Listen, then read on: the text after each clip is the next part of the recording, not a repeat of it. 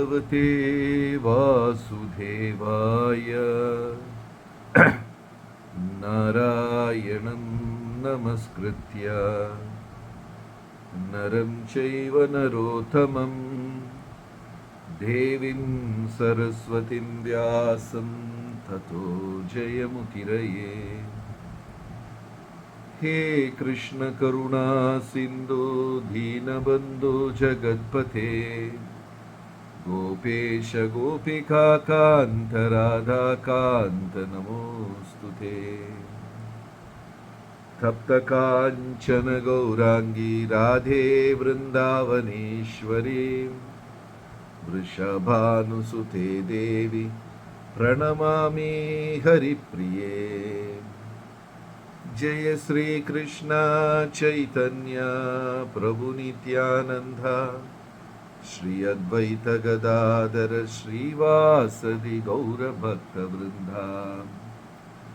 हरे कृष्णा कृष्ण कृष्ण हरे हरे, हरे राम राम राम हरे हरे।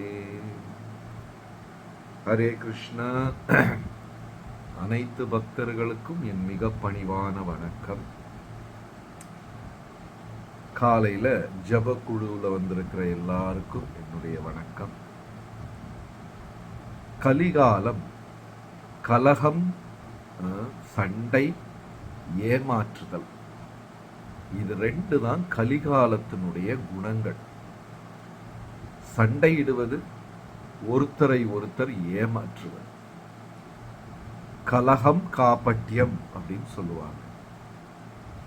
எல்லாருக்குள்ளேயுமே சண்டை நடக்கும். அதுலயும் குறிப்பா நெருக்கமானவர்களுக்கு மத்தியில சண்டை அதிகமாக நடக்கும். உற்ற தோழனே உயிர் வாங்கும் எதிரியாக மாறுவார் கலிகாலத்துல. இரண்டு நல்லவர்களை பிடித்து ஒரு அறையில் அடைத்து வைத்தாலும் 4 நாள்ல அவங்களுக்குள்ள ஏதாவது சண்டை வந்துவிடும். சண்டை வந்தால் ஒருத்தரை ஒருத்தர் ஏமாற்ற வேண்டும் என்ற ஒரு எண்ணமும் வந்துவிடும்.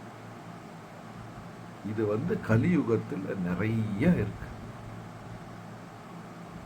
மனிதர்களுக்கு நடுவுல சண்டை, குடும்பங்களுக்கு நடுவுல சண்டை, நாடுகளுக்கு மத்தியில சண்டை.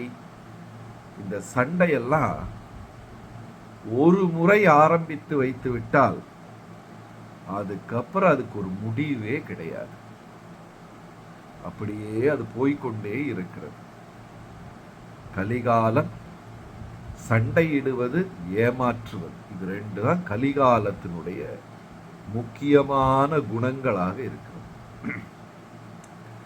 இப்ப ஸ்ரீமத் பாகவதத்துல அவ்வளவு பிரச்சாரம் இல்லாத ஒரு கதை, ஒரு அத்தியாயம். 2 நெருக்கமான தோழிகள். ஒருத்தர் மன்னரின் மகள் சர்மிஷ்டா, இரண்டாவது சுக்ராச்சாரியாரின் மகள் தேவயானி. இந்த அத்தியாயம் அவ்வளவு புகழ்பெற்ற இல்லைன்னா சிறப்பான அத்தியாயம் கிடையாது. இருந்தாலும் நல்ல ஒரு பாடத்தை தரக்கூடிய அத்தியாயம் இது. மன்னரின் மகள் தேவயானி, சர்மிஷ்டா, சுக்ராச்சாரியார் குருவின் மகள் தேவயானி. இவங்க 2 பேரும் நெருக்கமான தோழிகள். எங்க போனாலும் ஒன்னா போவாங்க, எது செஞ்சாலும் ஒன்னா செய்வாங்க. அவ்வளவு நெருக்கம், அன்பான தோழிகள். ஒரு நாளைக்கு இவங்க தடாகம், குளத்துல குளிக்க போறாங்க. போன போது இவங்க ஆடையெல்லாம் குளத்தின் படியில் வைத்து விட்டு போகிறார்கள். வேடிக்கையா தண்ணியில குளிச்சுக்கிட்டு இருக்காங்க, விளையாடி கொண்டு இருக்கிறார்கள். கொஞ்ச நேரம் கழிச்சு சுக்ராச்சாரியாரின் மகள் தேவயானி ஆடை எடுத்து அணிந்த பொழுது தவறுதலாக இளவரசியின் ஆடையை அணிந்து விடுகிறார். சர்மிஷ்டாவின் ஆடையை அணிந்து விடுகிறார். உடனே இளவரசிக்கு வந்தது பாருங்க கோபம். என்னுடைய ஆடையை நீ எப்படி அணியலாம்? நான் மன்னரின் மகள், இந்நாட்டின் இளவரசி. நீ யாரு? என்னுடைய வேலைக்காரி, அடிமை. நீ எப்படி என்னோட ஆடைய அணியலாம்? இதை ஃபிளேர் ஆஃப் த மொமெண்ட் அப்படின்னு சொல்லுவாங்க. ஒரு சூழ்நிலையில் எரிமலை மாதிரி வெடிப்பது. ஏதாவது சூழ்நிலை நம்ம கூட ரொம்ப அமைதியா சாந்தமா எல்லாம் செஞ்சுக்கிட்டு இருக்கோம். திடீர்னு ஏதாவது ஒரு சின்ன ஒரு விஷயம் நம் அகந்தையை அப்படி தூண்டி விட்டுரும். சின்ன விஷயத்துக்கு திடீரென்று நாம் எரிமலையாக வெடித்து விடுவோம். நினைச்சிருந்தா அமைதியா போயிருக்கலாம், திடீரென்று. அதுவும் இல்லாம இதுல இனியொரு விஷயம் என்னன்னா, லௌகீகவாதிகள் எப்பொழுதுமே இப்படித்தான். அவங்க உறவை நிரந்தரமான ஒரு உறவாகவே எடுத்துக்கொள்ள முடியாது. இப்ப பாருங்க, பாகவதத்துல கம்சன் தன் தங்கையான தேவகியை அன்றைக்கு திருமண நாளைக்கு நானே ரதம் ஓட்டி கொண்டு போவேன் என்றெல்லாம் சொல்லி வலுக்கட்டாயமாக அந்த ரதத்தின் கயிறை எடுத்து பிடித்து கொண்டு தன் தங்கையின் திருமணம் நான் தான் நடத்துவேன் அப்படின்லாம் சொல்லி கம்சன் அந்த திருமணத்துல தங்கையையும் அவருடைய கணவரான வசுதேவரையும் ரதத்துல ஏற்றி கொண்டு வீடு வரை சென்று விடுகிறேன் அப்படின்லாம் சொல்லி போகிறார். ஆனா திடீரென்று ஆகாயத்திலிருந்து ஒரு ஒலி, அறிவில்லாத கம்சா, நீ அழைத்து கொண்டு போவது உன் மரணத்தை. உன் தங்கையின் கருவில் விறக்கும் 8வது குழந்தை உன்னை அழித்து விடும். அவ்வளவுதான். அதை கேட்ட உடனே அது உண்மையா பொய்யா, யார் சொன்னாங்க, எதுவுமே கேட்கறது இல்லை. உடனே தன் இடுப்பில் இருக்கும் வாளை ஏந்தி கொண்டு தங்கையை வெட்ட போய் விடுகிறார். ஒரு நிமிஷம் முன்னாடி இவ்வளவு அன்பாக நடந்த மனிதன் அடுத்த நிமிஷம் அப்படியே உருவம் மாறிவிட்டது. லௌகீக உலகத்துல நட்பு அப்படின்னு சொன்னா இதுதான். நீ என்ன அன்பா வச்சுக்கோ, நான் உன்னை அன்பா வச்சுக்கிறேன். எப்பொழுதாவது என் மனம் கசப்பாகும்படி ஒரு வார்த்தை பேசிவிட்டால் நீ அன்று முதல் என் எதிரி. அவ்வளவுதான் போச்சு. சர்மிஷ்டாவும் தேவயானியும் நெருக்கமான தோழிகள். அந்த ஒரு நிமிஷம் அகந்தை வெடித்து விடுகிறது. 2வது, லௌகீகமான நட்புல எந்த அர்த்தமும் கிடையாது. பக்தர்கள் கூட இருக்கக்கூடிய உறவுதான் நிரந்தரமான உறவு. அந்த உறவுல ஏதாவது சின்ன கசப்பு இருந்தா கூட நம்ம அதை பொறுத்து கொள்ள வேண்டும். ஏன்னா அது வெடிக்காது. எப்ப பார்த்தாலும் சிரிச்சுக்கிட்டே ஹரே கிருஷ்ணான்னு சொல்லுவாங்க. சில நேரத்துல வேலை வாங்கிறதுக்காவது சிரித்து கொண்டு ஹரே கிருஷ்ணா என்று சொல்வார்கள். அந்த அளவுக்கு அது சிறப்பாக. ஆனா லௌகீகவாதிகள் சுயநலம். எப்படி அந்த ஒரு நிமிஷத்துல கம்சன் மாறி விடுகிறார். அந்த சுயநலம் ரொம்ப அதிகமாக இருக்கு. அந்த ஒரு நிமிஷத்துல, அதுதான் அந்த ஒரு நிமிடத்தை நாம் அடக்கி கொண்டால் பெரும் பிரச்சனைகளில் இருந்து தப்பித்து விடலாம். அந்த நேரத்துல எதை சொல்றோம் எதை செய்யறோம்னே தெரியாது. எரிமலை மாதிரி வெடித்து விடுகிறது. அப்படியே சர்மிஷ்டா வெடித்து விட்டார். என்னுடைய ஆடையை நீ ஒரு வேலைக்காரி எப்படி எடுத்து போடலாம்? உடனே தேவயானி சொல்றாங்க, நான் வேணும்னு செய்யலையே, தவறுதலாகத்தானே செய்தேன். அதுவும் இல்லாம நீ என் தோழி, இவ்வளவு வருஷமா நம்ம ஒன்னாத்தானே இருக்கோம். உடனே தேவயானி, தரம் பார்த்துதான் நட்பு வைத்துக் கொள்ள வேண்டும். நீ என்ன மன்னரின் மகளா? சாதாரண ஒரு பிராமணனின் மகள் அப்படின்னு சொல்லி இவங்க பேச்சு விட்டு கொடுக்காம. யாரு விட்டு கொடுக்கறது? நம்ம வீட்லயும் அப்படித்தான். அவ்வளவு குடும்பத்திலையும் நண்பர்கள் கிட்ட சண்டை போடும் போது விட்டு கொடுக்கவே தோணாது. தப்பான விஷயமா இருந்தா கூட நம்ம அதை அப்படியே பிடித்து கொண்டே இருப்போம் கடைசி வரைக்கும். யாரோ ஒரு நண்பர் எனக்கு ஒரு விளையாட்டாக ஒரு வேடிக்கை, ஒரு ஜோக் அனுப்புனார். மனைவி டாக்டர் கிட்ட சொல்றாங்க, என் கணவர் தூக்கத்துல எல்லாம் பேசிக்கிட்டே இருக்கிறாரு, என்ன வியாதினே தெரியல. மருத்துவர் சொல்றாரு, வியாதியெல்லாம் எதுவும் கிடையாதுமா, அவருக்கு பகல்ல கூட பேசுறதுக்கு நீங்க வாய்ப்பு கொடுத்துட்டீங்கன்னா பரவாயில்ல, அவர் நிம்மதியா இருப்பார். சில நேரத்தில் அந்த பிடிவாதம் வருதே, அப்ப 2 பேரும் விட்டு கொடுக்காமல் பேசிக்கொண்டே இருந்து அந்த பேச்சு சண்டை வடிவம் எடுக்க ஆரம்பித்து விட்டது. அதாவது நெருப்பின் மீது நெருப்பை இட்டால் ஒரு பொழுதும் நெருப்பு அணையவே செய்யாது. இளவரசி வேறையா, நல்ல கொஞ்சம் ஸ்ட்ரென்த்தா இருந்தாங்க, வலுவா இருந்தாங்க. சுக்ராச்சாரியாரின் மகள் தேவயானியை தூக்கி கிணத்துல போட்டுட்டு போயிட்டாங்க.